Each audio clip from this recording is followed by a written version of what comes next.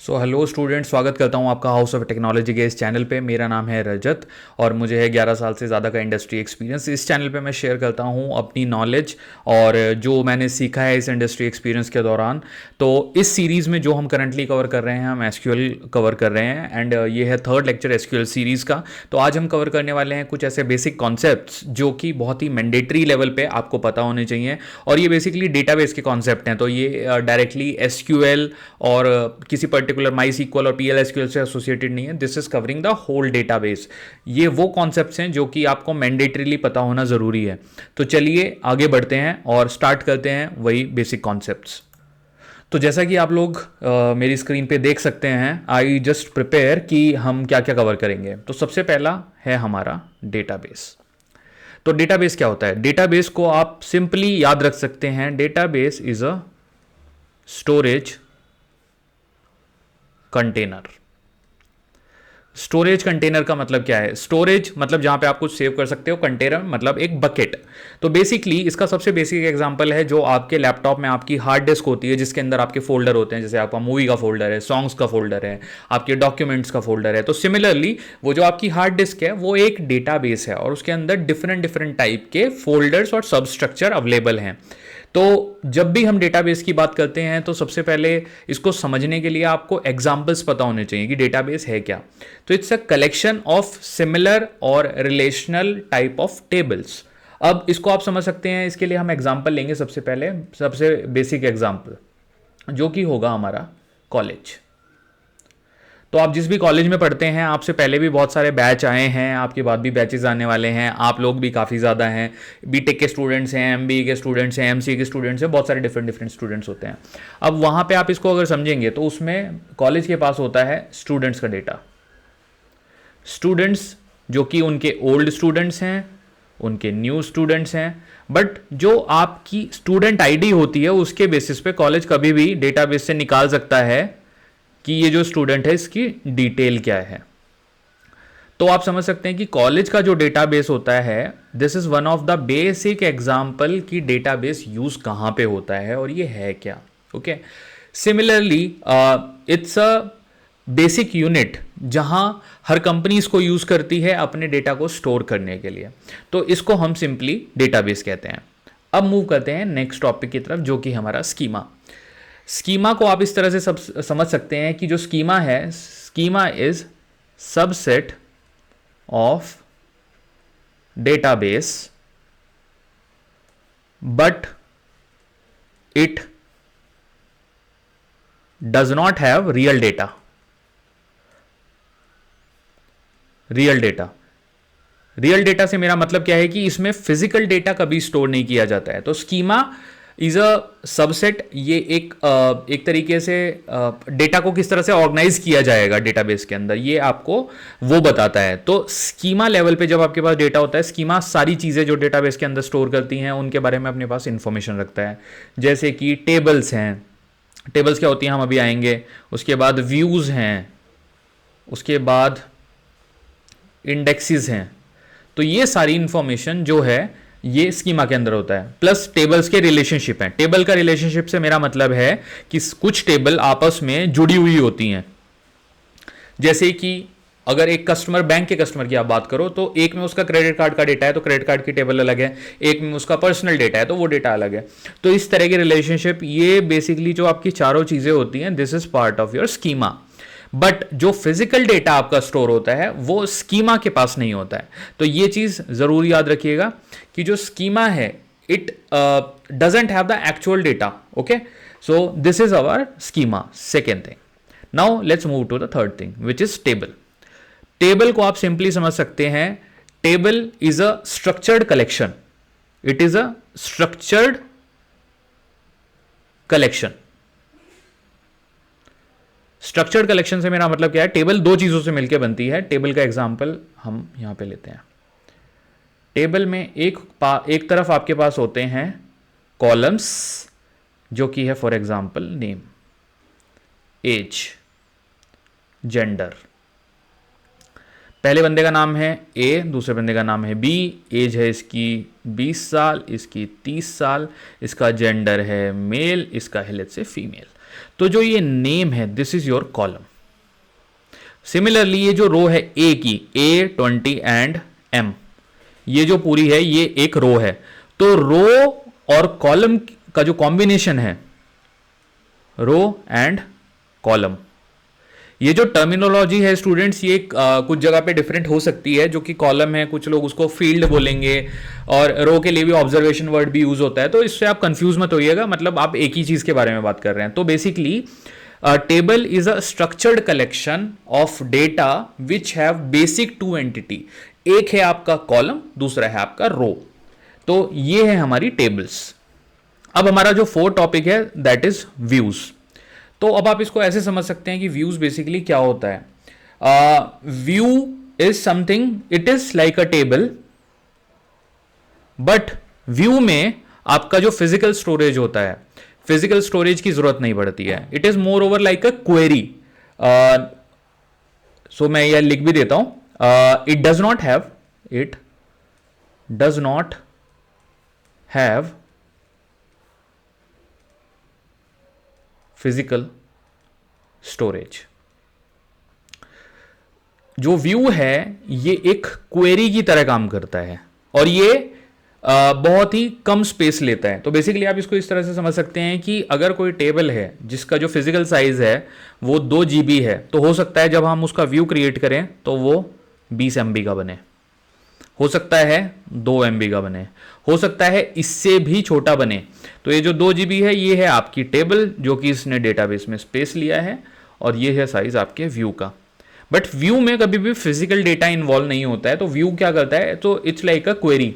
आप इसको ऐसे समझ सकते हैं कि ये जो हमारी क्वेरी है, जैसे ही हम व्यू पे डबल क्लिक करेंगे, व्यू को ओपन करेंगे, तो ये जाएगा आपके डेटाबेस के पास, और यहां से आपको ये इमीडिएटली डेटा कैप्चर करके दे देगा। तो it's a virtual table which is in the form of query. तो ये होते हैं हमारे व्यू। बेसिकली ये हमारा स्पेस भी सेव करते हैं और हमारी स्पीड को भी इनहांस करते हैं, बेसिकली प्रोसेसिंग की जो स्पीड होती है। अगले टॉपिक की तरफ चलते हैं जो कि है इंडेक्सेस। सो बेसिकली जब भी आपको डेटा को जल्दी प्रोसेस करना है, let's say speed up your query to get some specific output. अगर आपको कुछ पर्टिकुलर टाइप का डेटा पुल करना है, कि जैसे आपको कंडीशन लगानी है कि मुझे एक कस्टमर पुल करना है जिसकी कस्टमर आईडी ये है और उसका let's say credit card number ये है, और भी आपको उसके अंदर कंडीशंस लगानी है, तो उस टाइम पे आप इंडेक्सेस भी यूज कर सकते हैं। It will speed up your query and it will retrieve the specific row way quicker. So basically indexes का वहां पे यूज आता है। इंडेक्स बहुत ही यूजफुल कॉन्सेप्ट है। जब भी आप फिजिकल टेबल से डील करते हो तो इंडेक्स आपको बेसिकली हेल्प करता है काफी तेजी से डेटा को फैच करने के लिए। तो ये हो गए हमारे 5 कॉन्सेप्ट। अब हम आगे चलते हैं प्राइमरी की एंड फॉरेन की तरफ। तो स्टूडेंट जो हमारा नेक्स्ट टॉपिक है वो है हमारा प्राइमरी की एंड फॉरेन की। तो प्राइमरी की क्या होती है, सबसे पहले हम वो समझते हैं। जब भी हम कोई टेबल की बात करते हैं, जब भी हम टेबल के रिलेशनशिप चेक करने की बात करते हैं, तो हम एग्जांपल लेट्स से लेते हैं एक बैंक के डेटा का। जो एक बैंक है वहाँ पे होती है सबसे पहले कस्टमर की आईडी। जब बैंक में जाते हैं तो आप फॉर्म फिल करते हैं, राइट। तो हर एक कस्टमर को बैंक एक यूनिक आईडी असाइन करता है जो कि आपको प्रोवाइड करी जाती है कि ये आपकी कस्टमर आईडी है। बैंक ऐसा क्यों करता है वो भी जानते हैं। बैंक ऐसा इसलिए करता है ताकि वो हर एक कस्टमर को एक यूनिक तरीके से पहचान सके, क्योंकि नाम, एड्रेस और एरियाज बहुत सारे कॉमन हो सकते हैं। जैसे कि रमेश नाम है तो रमेश नाम बहुत कॉमन नाम है, रजत है, सुनील है, बहुत सारे हो सकते हैं एक ही बैंक में। बट वो जो यूनिक आइडेंटिफायर होता है वो मोस्टली न्यूमेरिक होता है। आपको एक लंबा सा न्यूमेरिक नंबर असाइन कर दिया जाएगा 5 6 7 8, और मतलब कुछ भी अल्फाबेटिकल ऑर्डर भी हो सकता है। तो वो एक यूनिक आइडेंटिफायर होता है जो आपको हेल्प करता है कस्टमर को पहचानने के लिए। तो आप समझ सकते हैं ये जो कस्टमर आईडी होती है ये बैंक के लिए प्राइमरी की होती है। प्राइमरी की मतलब कि ये जो टेबल है इसका ताला कैसे खुलेगा, तो इस की से खुलेगा। ताला खोल के हम करेंगे क्या, इसको दूसरी टेबल से ज्वाइन करेंगे ताकि हमें बहुत सारा डेटा अगर किसी कस्टमर के बारे में पुल करना है। लेट्स से रजत हमारा एक कस्टमर है बैंक में, हमें इसका क्रेडिट कार्ड का डेटा चाहिए, रजत के पास लोन भी है, रजत ने लोन भी ले रखा है, हमें लोन का भी डेटा चाहिए। तो जो ये क्रेडिट कार्ड की टेबल होगी, लोन की टेबल होगी, और रजत की जो पर्सनल जोग्राफिकल लोकेशन वाली टेबल है लेट्स से, इनको ज्वाइन करने के लिए हमें एक की चाहिएगी जो कि होगी उसकी कस्टमर आईडी। तो इस टेबल का, इस टेबल का और इस टेबल का जो ताला खोलेगी वो हमारी प्राइमरी की खोलेगी जो कि होगी कस्टमर आईडी। तो ये सिंपल कॉन्सेप्ट है, ये आप समझ गए होंगे कि प्राइमरी की होता क्या है। अब सेकेंड कॉन्सेप्ट है फॉरेन की।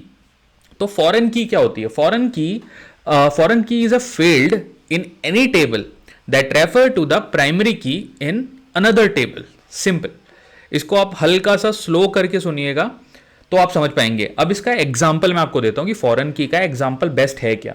फॉरेन की में आप समझिए, लेट्स से हमारे पास दो टेबल हैं, एक टेबल का नाम है हमारा ए, एक टेबल का नाम है बी। एक टेबल में हमारे पास पहला कॉलम है पर्सन आईडी, पीआईडी, देन हमारे पास दूसरा कॉलम है नाम, तीसरा कॉलम है हमारे पास एज, उस बंदे की उम्र।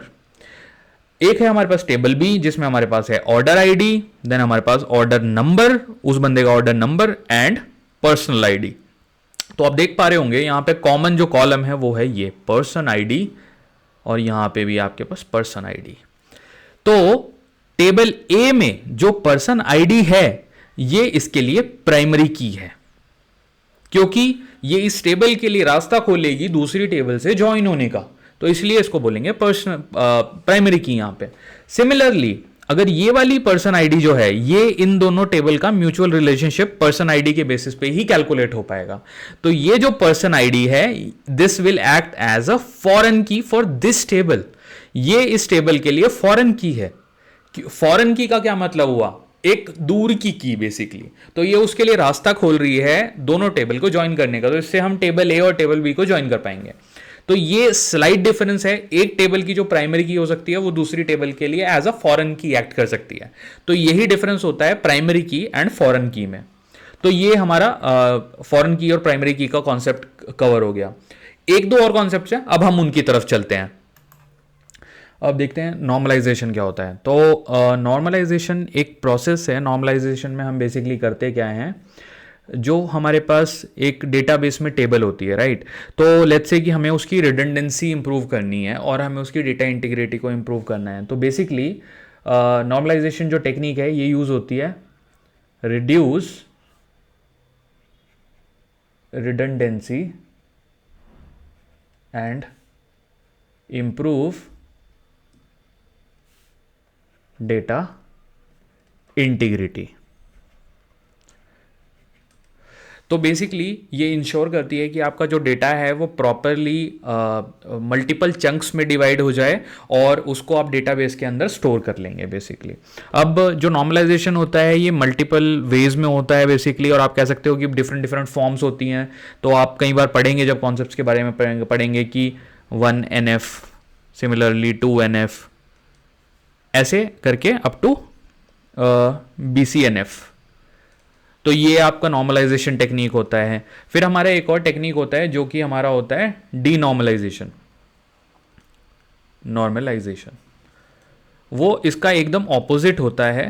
तो डी नॉर्मलाइजेशन का जो कॉन्सेप्ट है वो बेसिकली काम ऐसे करता है कि जो हमने बेसिकली नॉर्मलाइजेशन को यूज़ करके एक सिंगल टेबल जो हमारी थी उसको हमने डिवाइड कर दिया 3 चंक्स में, टू रिड्यूस द रिडंडेंसी, जैसे कि मैंने आपको बताया, और डेटा की इंटीग्रिटी इससे काफ़ी सेफ रहेगी।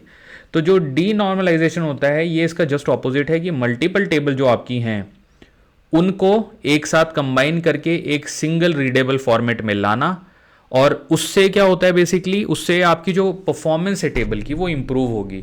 तो ये जो टेक्निक यूज़ की जाती हैं इनका रेस्पेक्टिव पर्पस है, और ये दोनों ही टेक्निक्स डेटाबेस में यूज़ की जाती हैं कि पहले डेटा को रिडंडेंसी से बचाने के लिए और डेटा की जो यूनिकनेस है उसको बरकरार रखने के लिए हम यूज़ करते हैं नॉर्मलाइजेशन। सिमिलरली जब हमें यूज़ करना है डेटा को तो हम उसके लिए डी नॉर्मलाइजेशन यूज़ करेंगे, और दोनों ही टेक्निक काफ़ी यूज़फुल हैं। तो आपको ये पता होनी चाहिए क्योंकि ये बहुत ही बेसिक क्वेश्चन होता है जो कि आपसे इंटरव्यू के दौरान भी पूछा जा सकता है। और इनमें दोनों में जो बेसिक डिफरेंस है वो आप इस तरह से समझ सकते हैं कि जो नॉर्मलाइजेशन होता है उसकी जो क्वेरी होती है वो यूजुअली कॉम्प्लेक्स क्वेरी होती हैं और वो टाइम लेती हैं, जबकि जो आपका बेसिकली डी नॉर्मलाइजेशन होता है इसकी क्वेरी एक तरीके से स्पीड अप कर देती हैं आपकी एसक्यूएल को। सो गाइज, ये था हमारा बेसिक वीडियो जिसमें हमने कवर किए सारे मैंडेटरी टॉपिक्स। इसके बाद हम जाएंगे मोर एडवांस टॉपिक की तरफ, और अगले लेक्चर में मैं लेके आऊँगा डायरेक्टली यूज़ करेंगे हम टर्म्स को और कोडिंग करके स्टार्ट करेंगे अपने MySQL और एसक्यूएल के कॉन्सेप्ट्स को। So thank you everyone, thank you for watching this video, please subscribe to my channel. Good bye.